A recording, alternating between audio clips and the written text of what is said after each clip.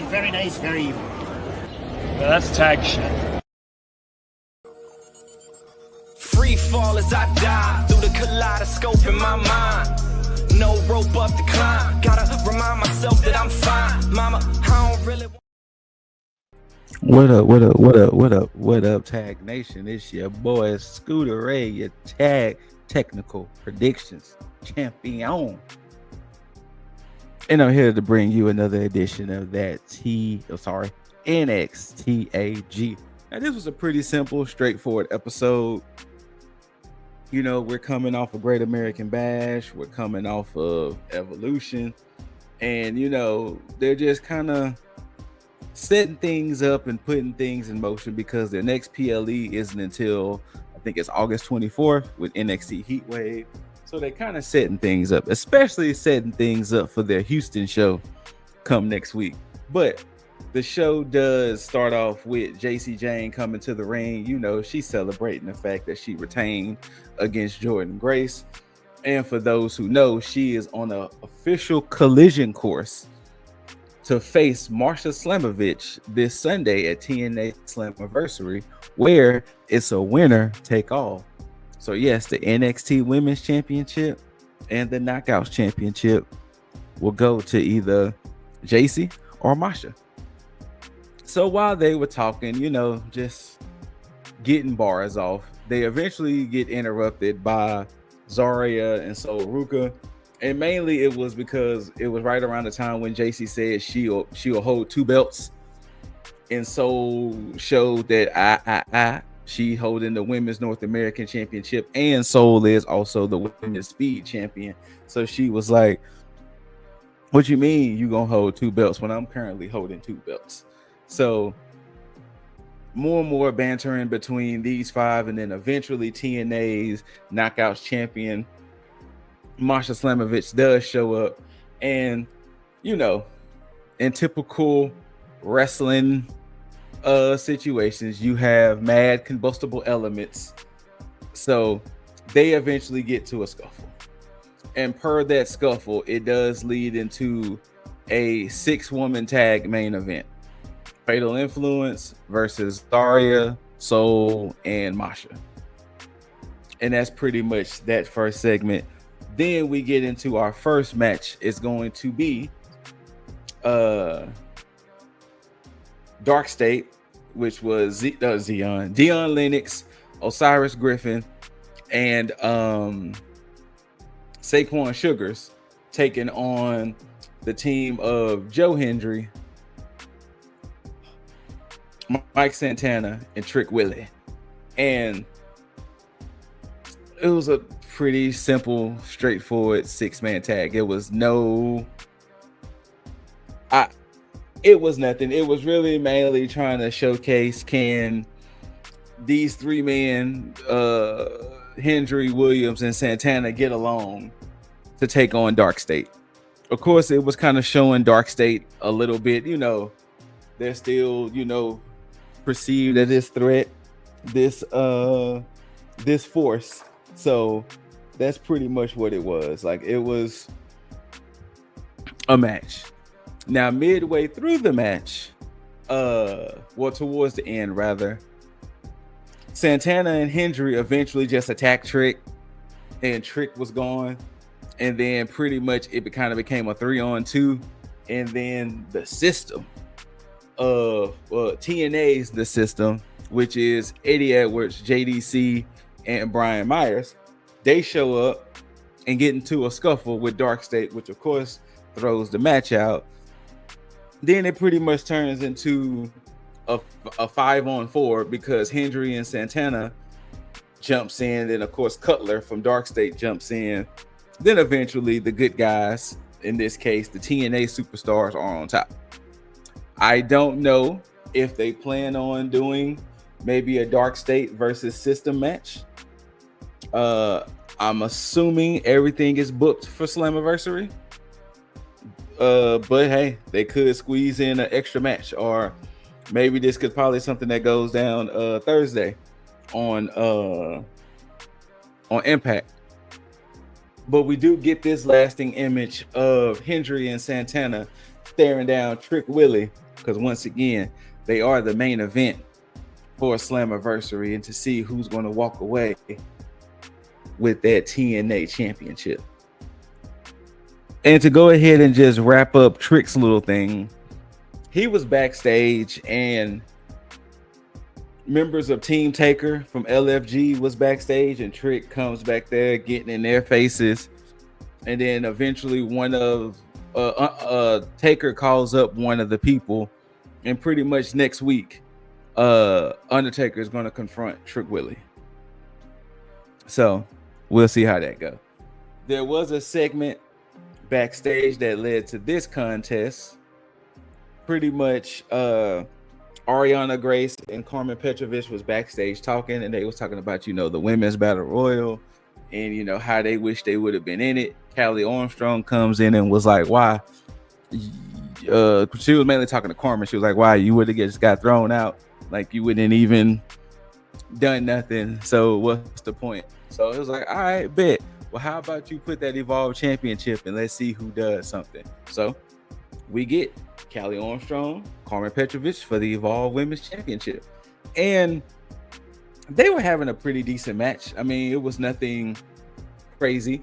You know, Callie is coming off of a dub from Natalya, so of course she's really feeling herself, because I mean, she beat the boat. You know, she beat the best of all time. So, but this match was never meant to be full, because midway through, Jordynne Grace comes in and she just beats down both women. She's on a rampage because she's looking for Blake Monroe. So she pretty much had this match thrown out, which I wouldn't be surprised if they probably run this match back on Evolve either this week or next week. But she's like, where's Blake? Of course, Mr. Stone and Stevie Turner comes out and was like, she's not here. And then Blake holds up a vignette. As you can see, Blake Monroe despises everything about Jordynne Grace. So pretty much Blake Monroe is making her singles debut next week, and she wants Jordynne to be at ringside and watch a real superstar and watch a real wrestler. So of course Jordynne is like, bet, I'm gonna make sure I'm there, because, you know, angry. Then we get a segment with Jasper, Troy, and Ava, and Ava was pretty much saying, hey, Troy, you really shouldn't have had done what you did. And he was like, look, I was back there chilling. He pretty much bumped into me, bothered me, so I was just defending myself. All in all, it's going to lead to a match next week. Jasper, Troy, Ricky Saints. Then Lash Legends is doing an interview, and she was basically talking about, you know, her experience in the women's battle royal. And she's going to confront the winner between Masha and JC next week on NXT. Jada kind of interrupts Lash, and she was like, look, don't act like that I wasn't in that battle royal either. So they was like, look, I may confront the winner myself too. So there's something to look forward to. Lash and Jada confronting whoever is the winner of JC and Masha. Then we get pretty much the explosion, the implosion, the quote-unquote death of the family. Luca Crucifino versus Tony D versus Channing Stacks Lorenzo. And pretty much this match is literally the implosion of the family. That after this is said and done with, there is no more D'Angelo family. That, you know, this is all over with. Now, Stacks is still the Heritage Cup champion, but last week on NXT, Tony D threw his cup in the river. So Stacks was without his Heritage Cup, which I still thought that was a nice little touch. So I'm wondering, are they going to try to convert the cup into something new? Like that was their clever way of getting rid of the old design and possibly turn it into a championship, or maybe a redesigned cup or something like that. But I can see that kind of being the clever way of them doing it. And Stacks introduces something new. But actually, nice little action in this match. Like, you know, it was a lot of back and forth. It was, these three men were really going at it. And, there were moments and pauses because, the love was still there. But unfortunately, in Stax's case, it's like, nah, you really like betrayed the family, big dog type of energy. But, it was some good back and forth. All three men did get some offense in. So it wasn't just one-sided here or one-sided there. Of course, there was moments where Stax was looking to cheat because he was trying to get the crowbar and everything. But it was a solid triple threat. The closing moments of this match did see Tony D spearing Stax through like the little set piece on the little scaffolding part, and then when pretty much before they got back in the ring, Tony D hits a spine buster on Luca on the announce table, which pretty much exploded the announce table. Then he hits a spine buster on Stax in the ring. 1, 2, 3. Tony D is the winner. And to where the ring post to the left of them, that's where he placed his hat. And he kind of looked at his hat like one last time, like, that's it. No more Don, no more family that, So I'm wondering, in this case with these three men, do you still have Tony D kind of portraying this character? Like, is he still kind of portraying this mobster like character, or is he going to be repackaged into something different? Because that's pretty much how he's been the whole time. So I wonder, how that's going to work.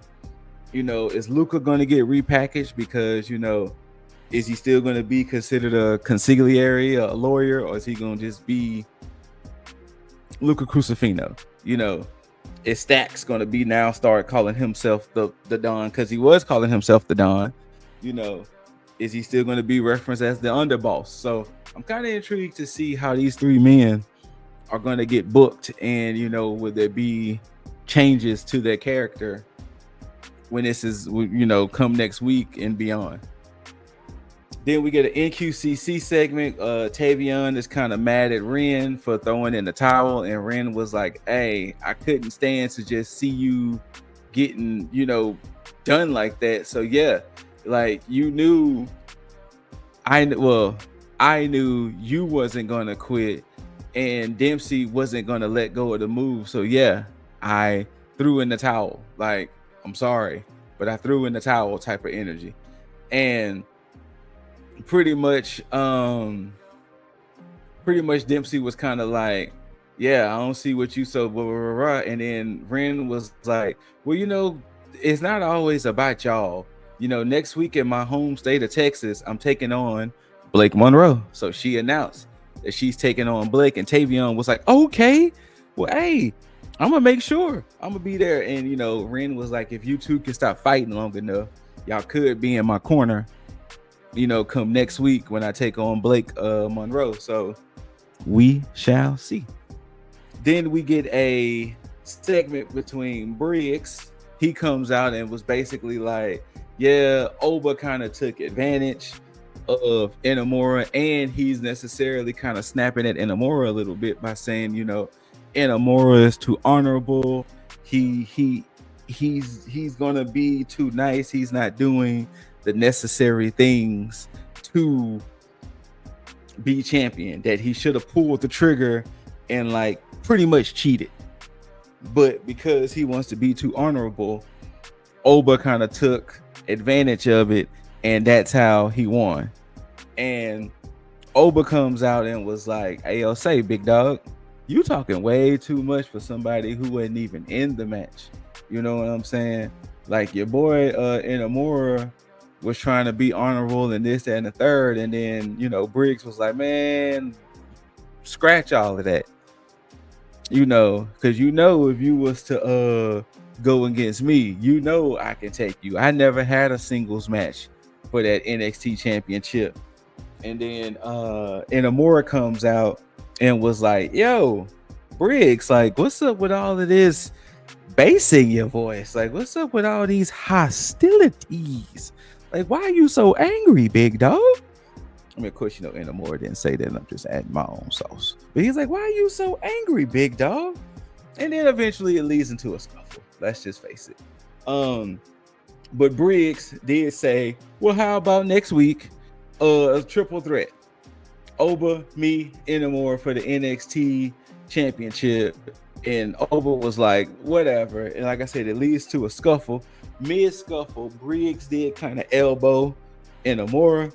And Inamura pushes Briggs off, like, no, don't touch me. And then Briggs was getting in Inamura's face, like he shouldn't have pushed him because, you know, it was an accident. But my G, you just like elbowed me, dog. Like, yeah, I'm a little peeved.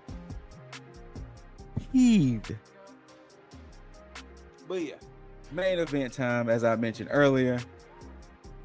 Fatal Influence, you know, JC Jane, the rock star, the champ, Fallon Henley, Jasmine Nix took on the team of Zarya, Sol Ruka, and Masha Slamovich. And once again, wasn't a bad match. You could tell that this was one of those things too where they kind of wanted to introduce Masha to more, because I know she showed up at Great American Bash, but I can't remember if Masha showed up on NXT TV before. Like when they was having the loose partnership, I can't remember if Masha showed up then. But it was kind of introducing and pretty standard 6-woman tag. You know, nothing too crazy. Now, midway through the match, Tatum and Izzy comes out there, which gives Zarya and Soul the thing to go out there and fight them. And not only did they go out there and fight them, but they left. So it left Masha all by herself to pretty much take on the rest of the match. But I think at this time, Jasmine and Fallon were dispatched, and Masha hit her. I think that's her finisher, because I'm not too familiar with Masha 100%. But as you can see here, Masha gets the dub, you know, 1, 2, 3. And pretty much, you know, Masha's on top. Masha's showing that, hey, you know, I'm her right now. Like what's up? Not only am I her, but, you know, I'm coming for that belt of yours. Because at one point, she did grab the NXT Women's Championship, handed it to JC. JC snatched it. And then, you know, she hurried up and scurried out the ring and was like, I'm out of here. And, you know, but once again, Masha was on top. Now, if I am a betting man, which I'm not, so I'm not necessarily saying it for sure, but me being a betting man, since Trick won the TNA championship, it would not surprise me if Masha is the one to win the NXT Women's Championship. That Masha is the double champ. Like, I feel like that's a fair trade-off.